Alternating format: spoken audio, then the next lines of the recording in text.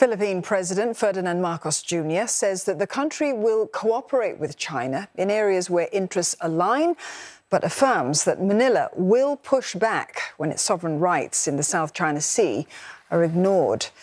Mr. Marcos was speaking in Melbourne as leaders of Southeast Asian nations and Australia gather for a three-day special summit. Australian Foreign Minister Penny Wong has said that Canberra will set aside close to $42 million over 4 years for a maritime security pact with ASEAN countries. This includes around $26 million in new funding in light of the geopolitical tensions in the Indo-Pacific region. Those tensions particularly attributed to China's increasingly assertive positioning in the region and the crisis in Myanmar. A draft joint statement states that participating countries are hoping to manage differences through respectful dialogue and not the threat or use of force. The summit marks 50 years of Australia becoming ASEAN's first external partner, and Canberra is planning to use this milestone to bolster ties with the region as it deals with Beijing's growing diplomatic and military reach. CNA's Leong Wai Kit with this report. They're more than just old friends. Relations between ASEAN and Australia were formed back in 1974 when Canberra became the bloc's first dialogue partner. And ties have since evolved significantly. One key development is a recently upgraded trade pact between ASEAN, Australia and New Zealand, which has boosted trade and investment within ASEAN. Another key development took place in 2021 when Australia and ASEAN made the historic decision to establish a Comprehensive Strategic Partnership, or CSP. Now, the CSP has ramped up cooperation between ASEAN and Australia, especially in the advancement of ASEAN's science and technology sectors. The upcoming ASEAN-Australia Special Summit will be an opportune time for the bloc's leaders to find new ways on working together. Now, that could include renewable energy, digital space and green areas. Leaders can also push for concrete projects with Australia on the ASEAN Outlook on the Indo-Pacific, or AOIP. Now, that's ASEAN's strategy on maintaining peace and boosting cooperation on the Indo-Pacific. ASEAN's geographical location is key to Australia's defence strategy, and both sides have benefited greatly from security cooperation. Between Australia and ASEAN, there is strong consensus in to uphold a rule-based regional order and to resolve dispute peacefully in accordance with international law.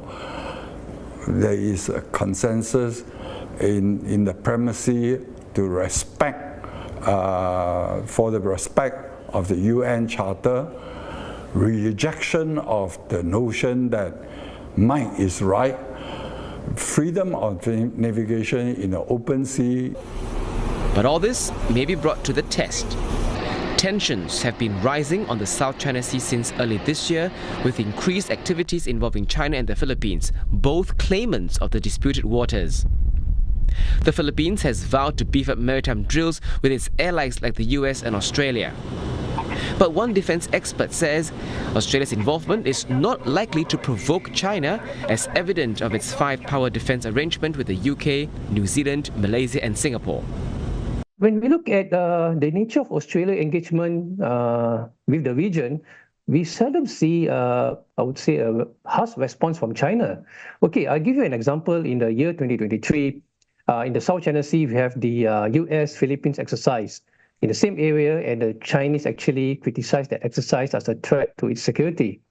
And at the same time, we have the five-power defense arrangement exercise at the same area. Again, there was no harsh criticisms from the Chinese side, from Beijing. So it shows that how Australia has placed itself in the regions in terms of the security architecture. Australia, a middle power in the region, is seen to be a closer ally to the US than China. With its geographical proximity to ASEAN, where does Canberra fit in amid the superpower rivalry between the US and China? I see the strategic military alliance between Australia and the US as a historical and an understandable given. But it would be simplistic for us to say that Australia has made a binary choice, and is embarking on a collision course with China. Australia actually recognizes the importance of its relations with China, if only for purely economic reasons.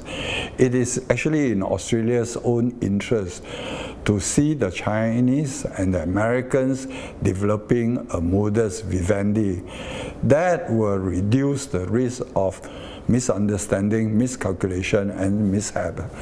So in that sense, the Australian position is no different from ASEAN. Australia is set to deepen economic cooperation with ASEAN.